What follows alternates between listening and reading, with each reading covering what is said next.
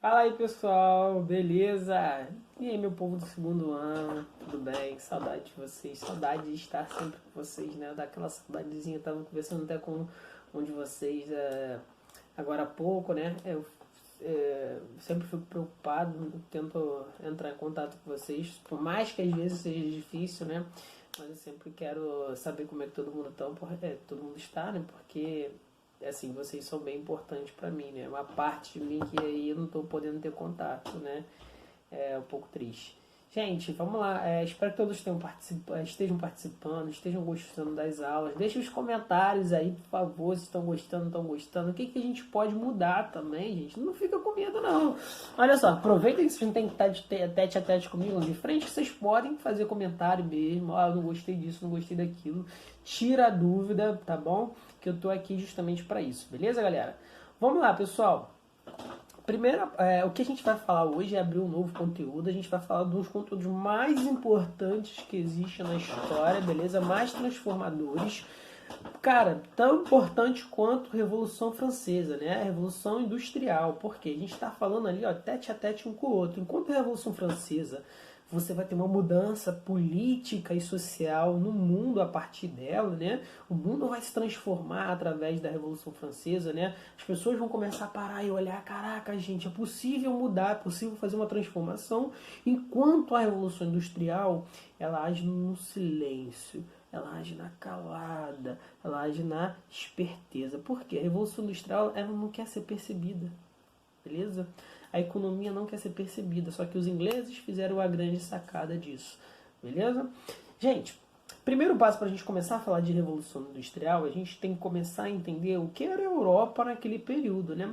A gente tem que lembrar, primeiro, o que comandava o mundo nesse período. E que período é esse que a gente está falando, Hugo? A gente está falando do meados do século XVIII, que é 1750, até 1820, né, que você vai ter um dos principais booms de transformação da Revolução Industrial, beleza? Que você vai ter a primeira e a segunda Revolução Industrial justamente nesse período aí, no cerca de 70, 80 anos, beleza? E é esse período que a gente vai falar, então, de meados do século XVIII até o início do século XIX. Né? Então vocês têm que ter isso em mente. Então, de 1750 a 1820. Show? Gente, então o que a gente tem que ver justamente nesse período, né? É que a Europa, no que estava vivendo ali, você tinha, primeiro, ocorrido principalmente algumas transformações, né? Boa parte da Europa em si era muito mercantilista, os países da Europa eram mercantilistas. O que é mercantilismo? Né? O Estado intervindo direto na economia, né? A questão da utilização do metal como moeda, o metalismo, e eu botei muito bem para vocês lá nas aulas do ano passado o que era o mercantilismo, né? A intervenção direta do Estado, né? O controle, a questão da busca por metais preciosos, o comércio, né? Manufatura. E aí, uma economia, né, veio surfando nessa, né? Coisas vieram surfando justamente no mercantilismo.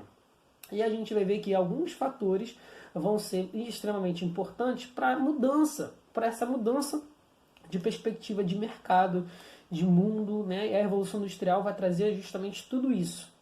Hoje em dia, se a gente está tendo essa conversa aqui através da internet, é porque por causa da Revolução Industrial, né? A gente vai ver o quanto ela é importante para a nossa vida hoje, a gente vai ver o quanto ela está ao nosso redor, a gente vai ver o quanto a gente também sofre com ela, né? Porque nós, seres humanos, somos programados para um mundo totalmente diferente e ela vai mudar a nossa realidade. Beleza? Então, olha só, primeira questão. Professor, mas por que a Revolução Industrial vai ocorrer na Inglaterra e não ocorre em outros países? Gente, a gente tem que entender alguns fatores. E aí é por isso que eu deixei aqui embaixo para vocês justamente um slide bem resumidinho, bem bonitinho sobre Revolução Industrial para que a gente possa acompanhar justamente, beleza? Então essa aula vai ser dividida em duas partes, então eu vou fazer um videozinho de 15 minutos, vou fechar uma parte, depois eu faço um outro videozinho de 15 minutos, até para não ficar muito longo e a gente também conseguir tirar as dúvidas, né? Hugo, já basta aquele vídeo de idealismo de quase meia hora. Desculpa, gente, mas é assim, quando a gente se empolga, é meio difícil. E quando não dá aquela aula presencial, não tem ninguém para interromper, não tem a meia entrando, no máximo que pode acontecer aqui é a minha mãe ou minha namorada acabar entrando aqui pela porta. Gente, vamos lá. Então, por que essa revolução ela vai ocorrer justamente na Inglaterra e não vai ocorrer justamente na França, não ocorre no Brasil, não ocorre em Portugal, não ocorre na Espanha, né? Lembrando que a Espanha nesse período já era um país muito rico, né? Lembrando que você já tinha a França, que também era rico, lá do Luís XII, e então você tem, olha, perdão, 14º, então você tem várias coisas que poderiam ter ocorrido em outros países, mas por que a Inglaterra, né? E é por isso que a gente tem que estudar história para ver como que os fatos vão se desenrolar em determinado local e não em outro, porque as coisas são assim dessa forma e não são de outros, porque tem fatores que são determinantes. Então a gente abriu o primeiro slide, passou a imagenzinha bonitinha. O segundo a gente está vendo aqui é o seguinte: fatores para a Revolução Industrial. Desses fatores para a Revolução Industrial, o primeiro passo que a gente tem que ver é que ela vai ocorrer na Inglaterra entre os séculos justamente 18, meados do século XVIII e início do século XIX, e a gente vai ver os principais fatores que vão levar justamente essa revolução a ocorrer, né, justamente na Inglaterra. Primeiro que a gente tem que ver é as questões ideológicas. A gente está falando de iluminismo, né, porque o iluminismo já dominava boa parte da sociedade inglesa. Lembrando que a gente vai ver, a gente já viu John Locke, Adam Smith, que a gente viu até nas aulas lá de sociologia, beleza? Como as coisas vão se encaixando. Que aí eles eram políticos justamente liberais, né? Eles eram pensadores liberais que pensavam que o Estado tem que se separar da economia. Então, um dos fatores que também beneficiaram por ser na Inglaterra, essa revolução.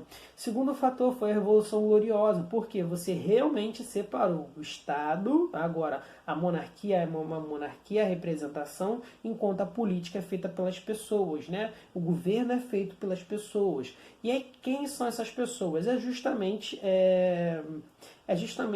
a burguesia, né? Então tudo vai favorecer a burguesia, tudo vai favorecer justamente para o crescimento do capitalismo, porque agora eu não preciso mais pedir para um rei ou para a rainha para mandar um navio lá para as Índias, né? Eu posso ter o meu navio e mandar esse meu navio para onde eu quiser, para o mundo, e cobrar o quanto eu quiser, beleza?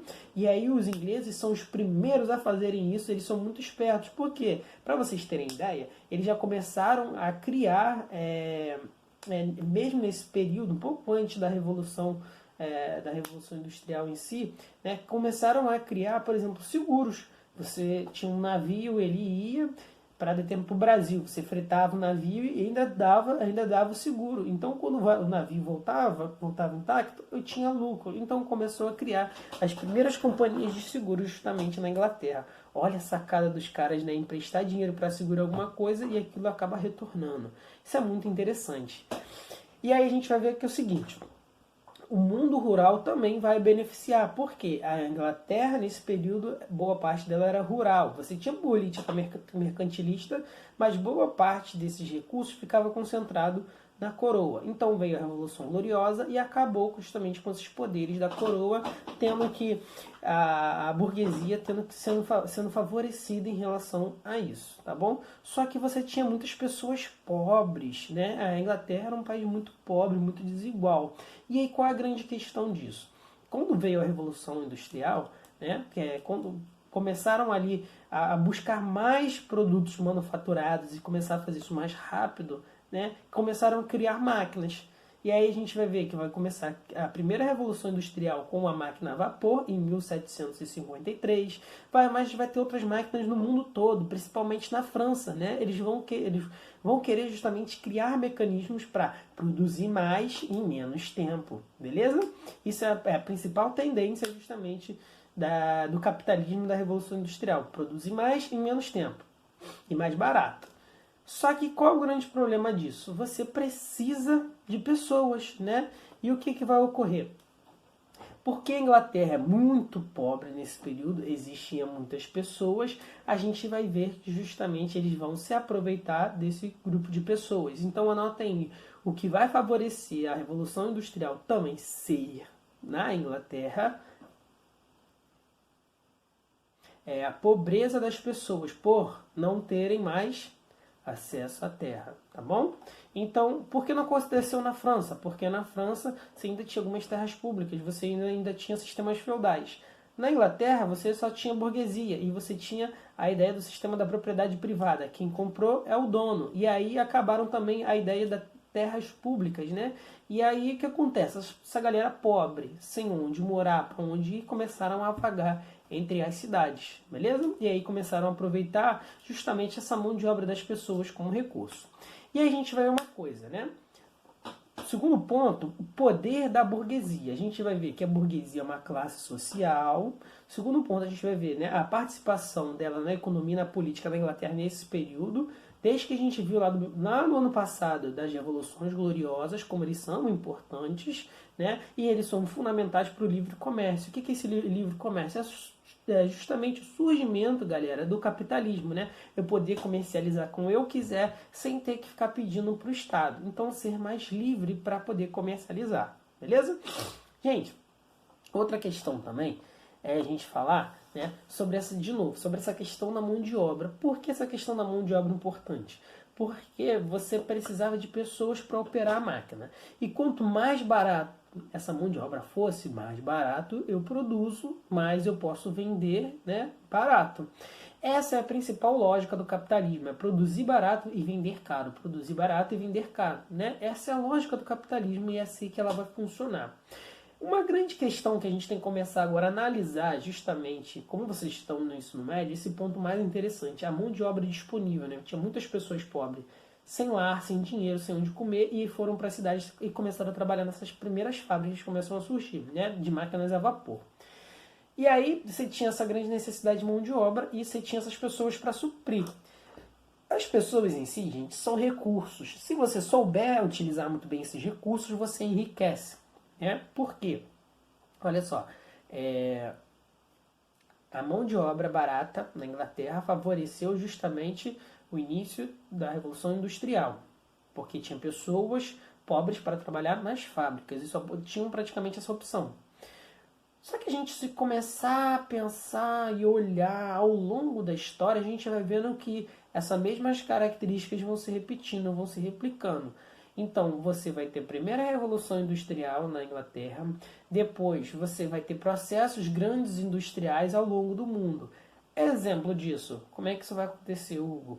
Gente, o primeiro exemplo disso vai ser os Estados Unidos, né? Os Estados Unidos também vai ter muitas aparências próximas à Inglaterra, né? Vai ter uma grande população pobre, vai ter farta quantidade para produtos industriais e vão melhorar as máquinas industriais, mas vai ter muita gente pobre para operar essas máquinas, né?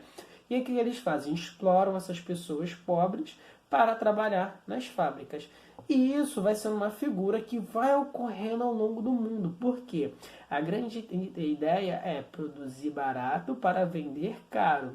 E qual é o grande problema justamente na indústria? É que a mão de obra consome boa parte justamente do seu lucro, né? Então eu preciso de mão de obra barata. E aí durante um bom tempo, isso daqui eu estou saindo um pouco da história, né?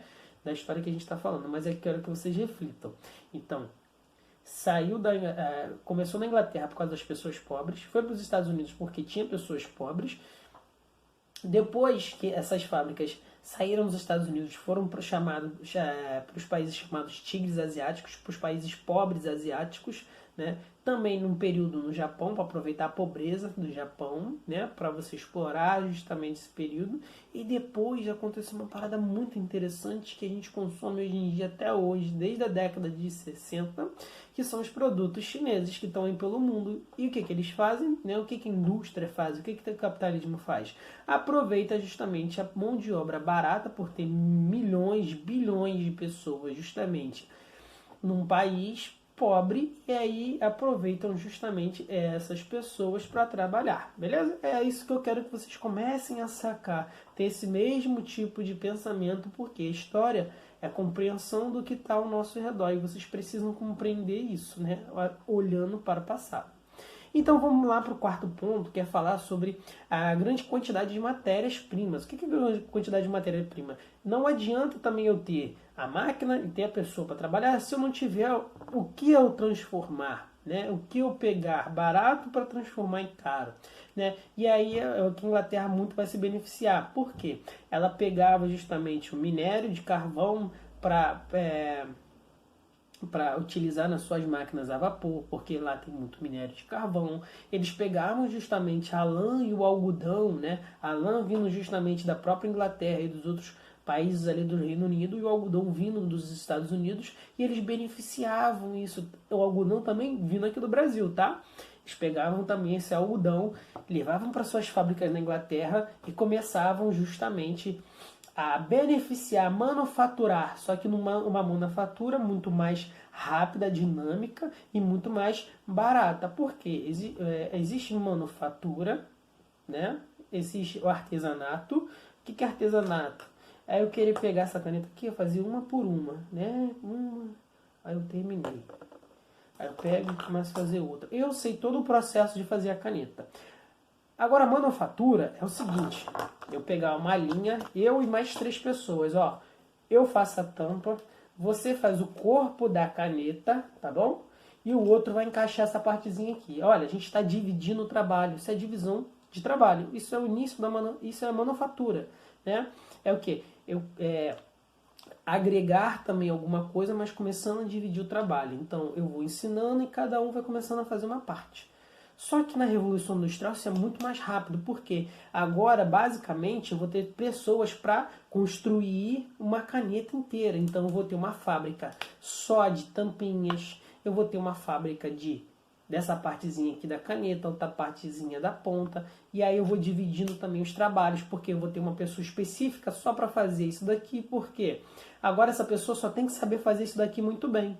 Porque quando você entrava numa manufatura, numa oficina, você aprendia cada parte, fazer a ponta da caneta, fazer o corpo da caneta, a parte de baixo, aí você chegava lá no final, né? Agora nas fábricas da Revolução Industrial, o que vai acontecer?